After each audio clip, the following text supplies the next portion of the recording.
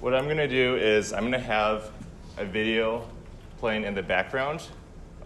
This will be in the first 5 minutes, and I'm just going to have this for you guys to understand intuitively while I give a quick background on what is going on. So right now in the repository that I showed earlier, we had 4 contracts, the most important of which is Vote Lottery. Vote Lottery will have 3 dependencies: ownable, safe math, and pairing. And with that group of 4, you're able to do the entire scope of this anonymous voting. At this point in time, what has happened is that voters are being added into an election. Let's say that there's an Alice, a Bob, and a Charlie who wish to vote for each other on who should become the new CEO of a decentralized organization. Alice, Bob, and Charlie know that they have other coworkers and there's other politics at play here. They want to vote for each other, but they also don't want to vote in a way that exposes any sort of hidden agenda. How would one conduct a fully anonymous voting process on chain, right? Because if you consider anonymous voting in the Web 2.0 world, you are relying on the centralized database to have the votes be valid. If you have a decentralized organization, you would want to have a trustless way to have the same computations done in a distributed network. So this video is outlining the 3-step process. The first is the initial setup, where we deploy the contract and tell the election who are the candidates. In this case, that would be Alice, Bob, and Charlie. The second phase is the commit phase, where voters are able to register and they generate zero-knowledge keys offline. When those keys are saved, they're deployed and written to the blockchain, and a confirmation is sent. The third phase is the vote and claim phase.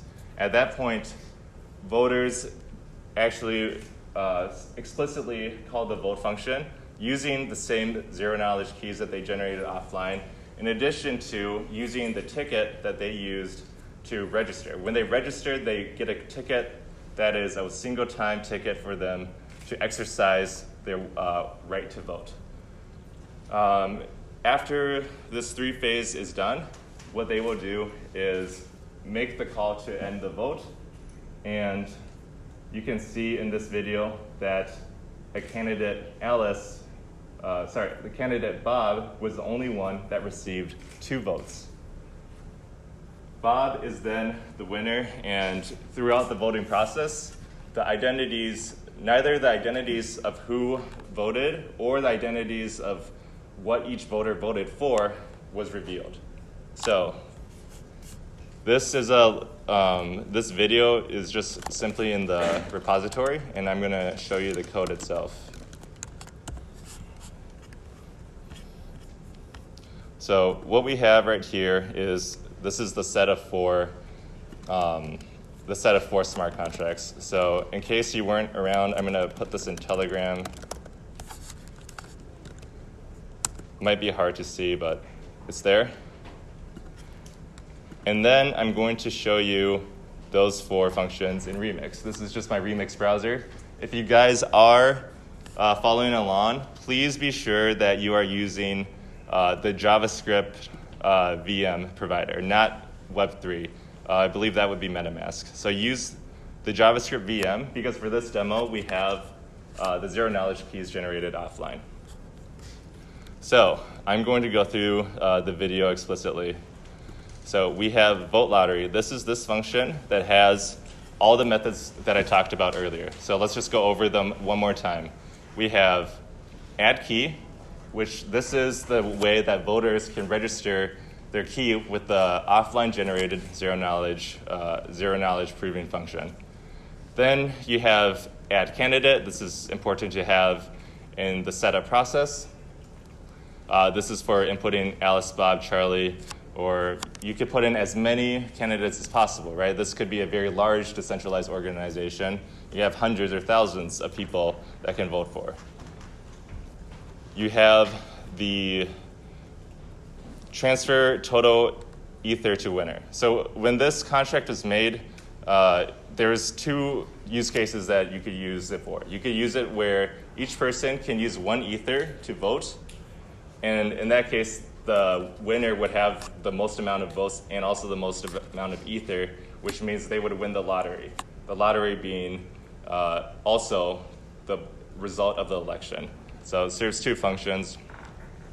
And vote. This is the method that uses a pairing library that I'll go to in a second. But what this will do is ensure that the votes are done in the correct phase, the candidates are tallied up correctly, and we push the registered tickets out so that after they're used, they can't be used again. Let's quickly just look at candidates. I want to make the nuanced point that this is a private variable. So even though the functions are able to access this data, you're unable to use Web3 to get the real-time result of candidates. You're unable to write a public function to this smart contract revealing the contents of it as well. So candidates would be Alice, Bob, and Charlie. So I want to jump straight into the most complex part of the system. So this file is called pairing.sol. What it does is this would be the BN128 implementation of elliptic curve cryptography usable in Solidity. So to put in short, elliptic curves are a way to allow the zero-knowledge system to work. So let's just go directly in. Right, this is the function call that ultimately gets called at the end of the day. This verifies a BN128 signature. That's the signature used to show that one knows the result in an elliptic curve of the form y squared equals x cubed plus b over a finite field. There's more you can read about that later, but elliptic curves are used in many different applications, ZK snarks, ZK starks, Reed-Solomon codes, erasure coding. All of these are important concepts, not just in privacy protocols, but they're very important concepts in allowing blockchains to scale in throughput and data consistency.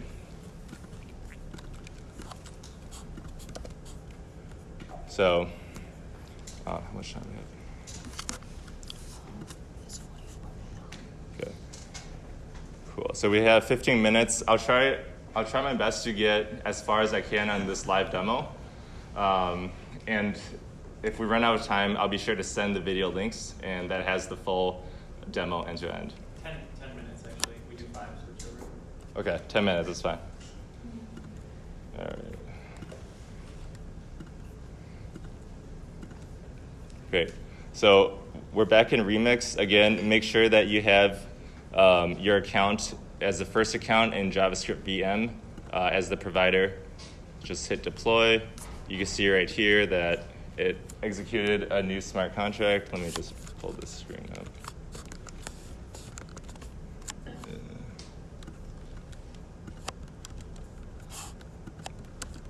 Yeah. So this deployed a new contract that's instance of Vault Lottery. And now we go to this deployed contract. What we're doing right now is, if you see this value field, this is how much ether you want to deposit into as the starting payout for the lottery. In which case, let's just say 10 ether. We hit the fallback function just to pay it out. We see that just succeeded.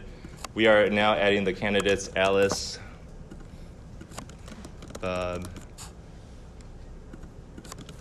and Charlie. Make sure I spell that right. me just pull up my notes real quick. Okay, so in the repository, you'll see a file called ZKP keys. These are the keys that we were able to generate offline. This is not something you want to try at home. There's a library called Socrates. I believe that's the way to pronounce it. And Socrates is a Rust implementation of the BN128 elliptic curve. You're able to pre-generate these. This only has 2 potential voters. We're going to be using key 1 and key 2. If you want more, you would have to implement it yourself. But we are accepting pull requests. So currently we did step 0, and now we're at step 1. So let's just continue on like this.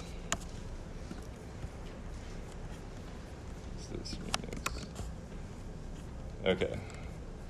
So right now what we're doing is we are going to be adding each of the keys in the elliptic curve. And I get to copy and paste this.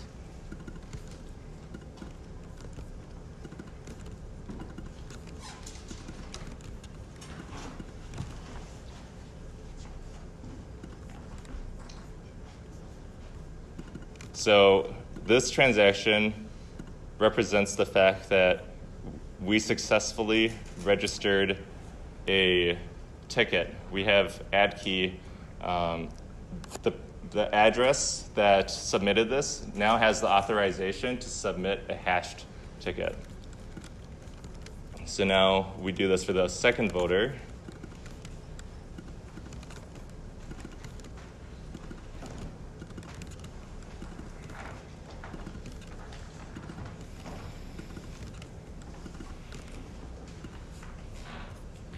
Okay, so now the second voter is in.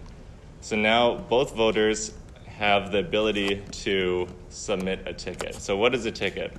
So if you remember this key 0xCA35, going back to Remix, that's the first account. So everyone has the same starting accounts in the JavaScript VM. So everyone can also reuse these same key values. This 10 represents some sort of entropy. So 10 is just like the number you get at the DMV when you get a ticket. Because you want, in the DMV, it just counts up, but you want this to be as random as possible, and this cannot be on-chain. This is very important. It cannot be on-chain because even if you use the previous hash, you have a deterministic way of figuring out what exactly the next entropy value is, which makes it not, which defeats the purpose. This, in terms of UI, what some wallets do is that they'll force you to wiggle the mouse around a little bit and hash that bitmap or whatever, and then that turns into a number, and that's your entropy value. For something like this, we just let the users pick any arbitrary number. This hash right here is the result of inputting this random entropy value into a hashing function. For convenience, we are, for convenience, we want to look at the test hash. Something as simple as using the native keycac 256 is enough to just turn that number into a random hex string. Okay, so that's the result of add key, is that they can use those. So now we invoke start vote in the smart contract.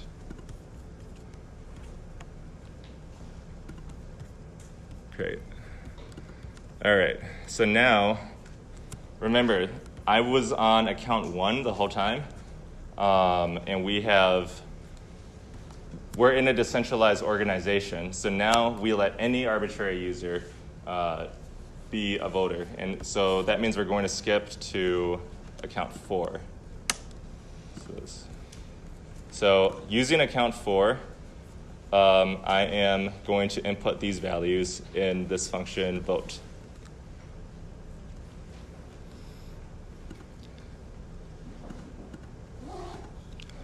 what vote does is it takes a candidate, a hash ticket, and a 6-set tuple of the elliptic curves.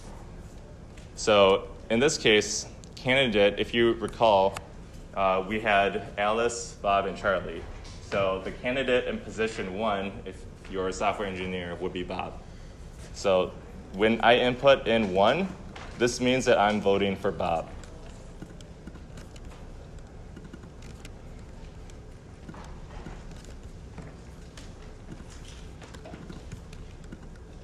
And now I'm entering the rest of the elliptic curves.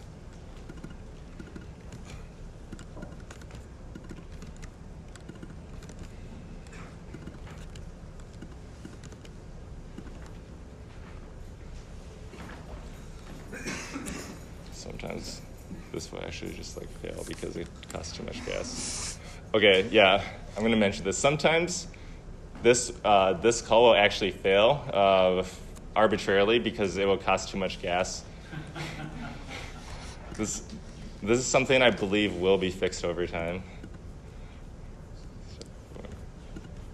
Account 5. Now we are using account 5. So go back to over here, change it to account 5. Again, the first argument is candidate. Account 5 is also voting for Bob. So we keep 1 in that field. This hash ticket, if you recall, this was account 5 arbitrarily picked the number 30. So that means the hash of 30 is 0x588 something.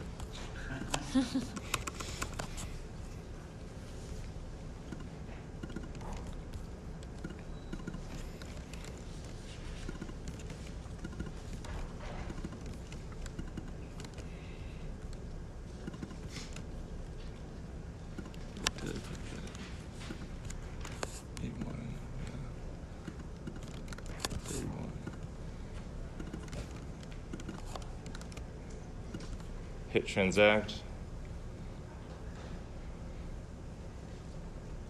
Great. So now both registered voters have voted, and now going back to the owner, we can end vote.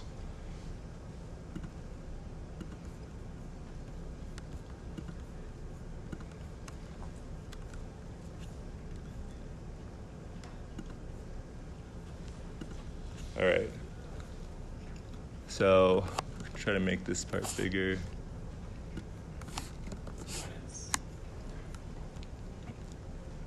So what you see here are the result of the logs, which show, I'll go into end vote right now.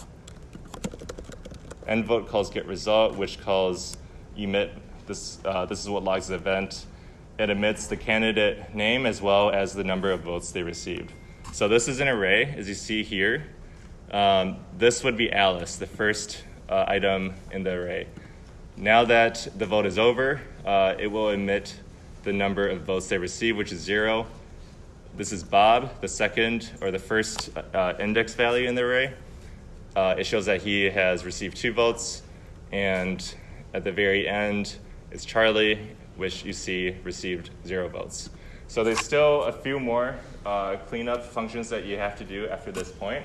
But in the interest of time, I'll let you guys do that yourself.